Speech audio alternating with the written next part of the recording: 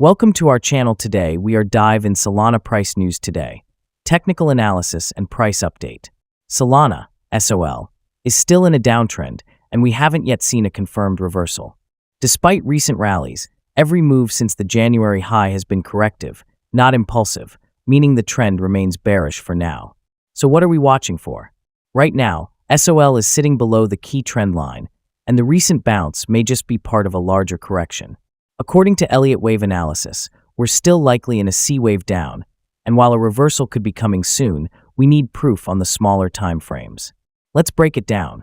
Price has entered a micro-target area between $90.76 and $102. From here, a bounce could form what's called a wave 4, followed by a final fifth wave down. We're watching Fibonacci levels closely, especially around $91.78 and $79.82, as key support zones. But here's the key. Until we break above initial resistance around $107.40, there is no confirmation that a bottom is in. Even if we bounce, we need a clean 5-wave move up and a higher low in the pullback. That would be the earliest signal of a trend reversal. Right now, we've only seen 3 waves down, which suggests we could still see one more low before any real recovery begins.